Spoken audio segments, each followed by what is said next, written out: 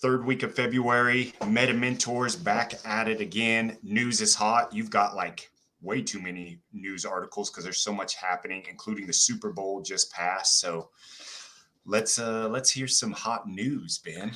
Well, thankfully, this year's Super Bowl did not have the amount of crypto and Web3 projects that we had last year. Last year, it was right at the end of the bull market, so we saw a lot of projects because they'd already bought the Super Bowl spot, but they were all headed down. So this year, there was only one crypto ad. That's what this article is.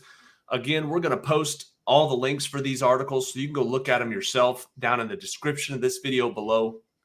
But early in the Super Bowl, this one ad popped up, very reminiscent of Coinbase's ad last year that had the QR code that bounced around. Do you remember that? Gave people free Yeah, that Bitcoin. one was a really good one. Yeah, because everybody started diving for the TV and pulling their phones out. But that was when the excitement was real. So when this one popped up, less excitement, but I did see some people pull their phones out and get it. It's for a Web3 game. Keep in mind, this company, they talked about it later. They interviewed the owner. He paid $6.5 million for this 30-second commercial for a Web3 game. Less than 30 seconds long. It was just a QR code that said scan now for a free digital product or something like that. What it did was it took you to a Web3 game or the website for it. And if you didn't click on anything on there, then it took you to the developer's Twitter page. So there was some confusion because some people clicked on it, and then as they were talking about it, and then it ended up taking them to Twitter. So people were kind of laughing and going, this guy paid $6.5 million to get some more Twitter followers, but it ended up getting around to it anyways. And they did give out these free NFTs for this game. So this game, Daigaku, I don't know. It's a Japanese company. The QR code took them here. Not to here. This is just another article. This is what the game is. Took it to the minting site. Yeah, it took them to the minting site, or if you waited long enough, it took you to this Gabriel Layden, took you to his Twitter page. So people were, which really isn't that bad of a deal. You know, they say any news or any activity is good activity. Yeah. So why did you rug the TV viewers? Yeah. Well, and okay, so this guy posted the article or the commercial before the Super Bowl on Twitter. So people were like, well, how the heck is people who are watching it on TV going to be able to mint it in time?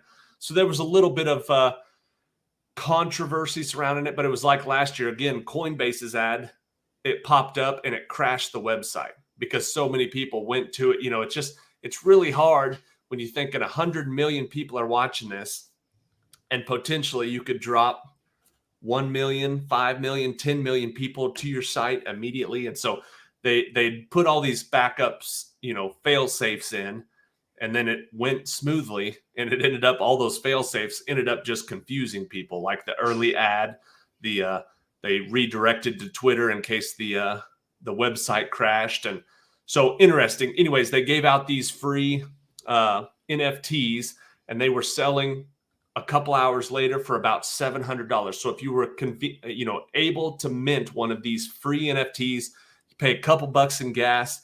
They were selling at their highest for $700 later on. They've gone back down, but they're in the middle. And then this website obviously reported record traffic. Obviously, I've never even heard of this game, Daigaku. It's a Japanese game, but then it takes you over here, and you can see it's very similar to a lot of the Web3 play-to-earn games. You know, the graphics, it's very Avatar-ish. Asian. What? I said Avatar-ish, but I don't know if that's right. Well, they're all Avatar-ish since those are all avatars. But yeah, it's very Asian in theme, anime. Anime, we've done a lot of what I was looking for. Thank you. We've done a lot of projects like that. So they gave out these deals that you can play. There's different quests that you can play on this game. We're not really going into an in-depth on this project, but it was nice in the midst of a bear market. Some companies still paying $6.5 million to get their Web3 ad out there. So that's Digi-Digi-Q. While we're on the NFL topic, Marshawn Lynch has patented beast mode. We always talk about companies that are kind of making that Web3 push, and you can see when they patent stuff long before the products ever come out, they start patenting and trademarking names. And Marshawn Lynch has filed a trademark for beast mode. He did it on January 20th. When this information finally gets around, people start posting it. It's obviously big news around the Super Bowl time, but he patented it for NFTs, downloadable virtual goods, blockchain-based NFTs, and NFT collectibles. And so everybody knows beast mode, Marshawn Lynch. We used to have a roommate named well, I won't say her name, but we called her Beast Mode because she was basically the bodyguard for the house. Yeah, no, this is going bad. No, we meant that with all due respect. Compliments. She was a big girl, but she several times saved these guys at the house. So first thing I thought of was that, and I thought I ought to just send her a Beast Mode NFT one of these times. I think that that's legit. That's without knowing anything other than kind of what's on the surface, because there's no products out yet. Beast mode, like, that's recognizable. Like, that's Beast mode. Yeah. Sounds like it could be right up there with Crypto Apes and stuff like that. I mean, Beast mode NFT, collection. And it just falls right in with sports cards and collectibles and all that kind of stuff. And Marshawn Lynch is such a character that it's a perfect mix. Yeah. So I thought that was cool. Always love to see big names getting into NFTs. I mean, NFTs have gotten a bad rap over the last year, especially, but since all times, basically. Yeah. But it's nice to know that there are some people that still see, there are some people who are using it in malicious manners, but NFTs, the actual technology behind it, ownership, the technology, it's freaking sweet, man. It's really cool. So speaking of NFTs, and speaking of, man, I didn't realize all of these are pretty much Super Bowl. Yeah, all Super Bowl based. I'll have to bleep this out. You better have my money. That's a song, apparently, by Rihanna. Of course, yes. I love Rihanna was the Kool-Aid looking lady during halftime, the big old, oh yeah, singing her songs on the. Got to be pregnant, right? That's the controversy. That was all over Twitter, and they're like, "Is she pregnant, or am I seeing things?" Like, yeah, she's either pregnant or eating good. That's what I told Abby. Either way, congratulations. Either way, you get after it, girl. Be you, Rihanna. But they had 300 NFTs for one of her songs called "Bitch Better Have My Money," and originally they were $210. They sold all out. You could buy them on OpenSea now. But what it did was each NFT got you 0.0033% lifetime ownership of that song. For all the streams, for any time that song made money, if it ever gets put into a movie, if it's ever streamed on Spotify, if it's ever played on YouTube, you own 0.0033 of the entire song. And so they've got down here on this little website, we'll post the article below, shows the Spotify streams total 673 million. Last month, still 4.6 million.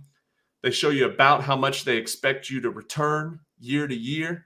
And this can obviously change if that song becomes less popular, or, like I said, if it's used in a new movie, if they use that in the new Guardians of the Galaxy, might go through the roof. Yeah. We talked about it. I believe it was on this channel where we talked about the Stranger Things theme song, or, the song they used in season 4, the Running Up That Hill, where she recorded it back in the 80s, and it was cool and popular in the 80s. If you bought an NFT of that, you made your money in the 80s, and then it just trickled in money for the next 20, 30 years. And then all of a sudden it's used in, 2022 in season 4 of the most popular show on TV. And all of a sudden she's making $1 million a week again. Yeah. And if you owned 0.0033% of that, if your initial investment was $210, you're cleaning up right now. And this is lifetime ownership. The thing that they're doing with these NFTs, literally lifetime ownership. You get to decide whether or not you ever want to sell it, or whether you want to give lifetime ownership to your kids and hand that NFT down, and every time that song's played, they're earning a percentage. That NFT is earning money. Yeah, residual income. Yeah, we've talked about it with there's some of the up and coming musicians and artists and stuff are already doing this. This is how they're crowdfunding to raise money to, to push out their record or tour Studio or whatever. time and distribution. Yeah. This is the first major star that I've heard of that's actually that has chosen to sell NFTs with some royalties on their music. Right.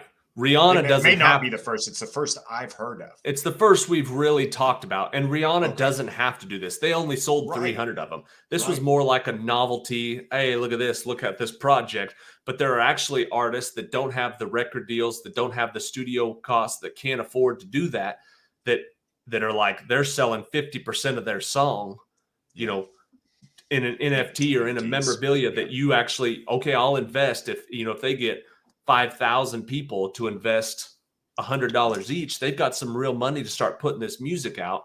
Right. And instead of signing with a record label and getting bent over with them, their fans are buying into it. They get to benefit. The artist gets to benefit. Like these are the things that you and I discovered about NFTs early on that we realize, holy smokes, this is a game changer. You're taking the power out of the one or two companies with all the money, and you're dividing it among anybody who wants a piece of it. It's your choice. I mean, these are all sold out, these Rihanna NFTs, but you can go on OpenSea right now, because somebody might be going, well, 6% a year is pretty good, but if I can sell it right now for $1,000, I'll do that. You know what I mean? So it's all on how you want to participate. You don't have to get into it, but if you think, oh man, Rihanna's going to be around forever. Like if you look at this chart right here, this yellow one is how many playlists that song is on. And so the plays is the blue. That's the popularity score. So that's how often it's getting played. But this is the playlist that it's on. So every time somebody makes a new playlist with that song on there, it keeps going up. And it's just like, that's very interesting when you think, man, extrapolate that over 2 years, 5 years, 10 years. You're buying lifetime ownership. You're buying digital property rights. And you're bringing recognition to it. I mean, how much interest does one of those 300 owners have in getting that song out? So now they're making TikTok videos and they're like using their song. Right. Like, I mean, it's like you're just feeding it. It's just catching more and more.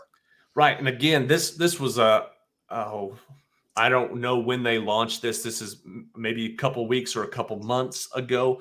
But like, and then Rihanna sings at Super Bowl. How much more plays do you think her entire library is getting right now? And think about that. Again, Rihanna, billions of views. Everybody knows who she is. She's on there all the time. But if you're just some local Kansas band and you just need to raise $10,000 to put out this song, but the difference now is one viral TikTok or one good YouTube video can change the trajectory of your whole band's, career. And it's like, if you're giving somebody ownership of this and giving them permission to use it in a TikTok or use it in a YouTube video, all it takes is one. If you're like, well, we were planning on selling, 500 CDs maybe the first year, but you go viral on TikTok and you sell 10,000, and everybody who invested in you is now a part owner of that success. They want your success. They don't care. They're not just like, oh, I like the song. They're like, oh, hell yeah, I'm telling all my friends about it, because the more people that listen to this song, the more money I'm making with my Rihanna NFT. Yeah, I mean, forever. I mean, you always heard what's the tagline with musicians as they get popular? Sell out, selling out to the record label, sell out. This is a whole different version, the opposite way. Like your fans are supporting you, you're giving them a piece of the pie. Man, it's good stuff. Yep. And like I said, this is just a website that kind of goes over all the stuff, all the, the specific details of the NFT. It's very interesting. They got all the questions answered there. It's just, I just can't say enough good. Doing it. Yeah. I just can't say enough good things about companies and people that are using the technology in this way. Not only are we onboarding people, but your people are going, what the heck is an NFT now? How can I own part of Rihanna's song? You know what I mean? I don't think she's saying, I don't know any of the songs she's saying during halftime. But imagine she said, "Better have my money," and people were like, "Oh, that's such a good song." Yeah. And 120 million people watched the halftime show, and they go stream it on Spotify. There's only been 670 million total, and you get another 100 million on there. Think about how much more. You know what I mean? That's 13% more. Yeah, that's an asset. My math isn't great, but it's about 13%. Anyways, it's beautiful is what it is. Yeah, so there's my Super Bowl themed ones. And if you count that the Super Bowl had an Air Force flyover before, then this next one's also Super Bowl themed. So the U.S. Air Force has selected Simba Supply Chain. Simba is a blockchain-based supply chain company to help with their logistics and their supply chain issues. They've invested $30 million into the Simba chain. Now, I looked up, there's a lot of fake Simba coins that probably were created shortly after this news was announced. They don't have a coin. They're a blockchain-based company, but they're not an Algorand or a Tezos. So they're a publicly traded company, but they do their work on the supply chain. I've got their website right here. Web3 solutions that scale. They talk about how much money they can save you, how much information they can save you, how much paperwork they can save you by putting everything onto this blockchain. Great idea. And it's great to see that the government, who, like Ryan and I were saying earlier, probably cares the least out of every industry on actually saving money. They're into blockchains and saving money and saving. They're probably more into it because it's the best way to keep it all organized. Yeah. But that's exactly right. Cost effective. It actually works. I mean, it's the technology is doing it. It's making it way better for everybody. All right. So that's basically what I've got for the news this week. It is the third week of February. It was just Valentine's Day. So we're in mid-February 2023. Here's the prices of the top coins right now. I love to end with this because it's going to be so interesting to see this stuff in 1 year. I wish we would have done more of this last year so we can do the year-to-year transition. But Bitcoin's just over 24,000. And by the way, you can see all the green on here. Everything has just recovered from a little slump. Yeah. So last CPI week data came out, which everybody was on pins and needles prior to. Last week, everything kind of was trickling down a little bit, but everything's on the come up right now. Bitcoin, $24,000 a coin. Ethereum, $1,660 a coin. Tether, big change, $1 a coin. That's a joke. It's a stable coin. It's very consistent. Very consistent. Very consistent. Cardano, one of my favorites, 40 cents a coin. Last week it was in mid-30s the whole time. Doge is just about 9 cents. So Polygon, $1.32. That one's just been going crazy. Yeah, that one's been going crazy lately. So that's the top coins. It is the middle of the week of February 2023. Thank you for watching. All the links will be down below. If you enjoy the weekly updates on crypto news, feel free to follow us. Also, we get a lot of our information, full disclosure, from a newsletter called Milk Road. You can go to milkroad.com. They have got the news. It's all written out. It's easy to read. You don't have to listen to me and Ryan talking about it. And they've got some pretty dope memes. So milkroad.com. And we'll see you on our episode. I think our next episode is the gameplay of Decentraland. Yeah. And that'll be coming out on Monday. So if you like the MetaMentors and you want to be following along as we go from bear market to bull market and Ryan and I become crypto bajillionaires. Do not get left out in the crypto winner. Subscribe below. That's right. Ryan loves the crypto winner analogy. So I will put in another movie theme Game of Thrones or something right here. Winter is here. And we're out.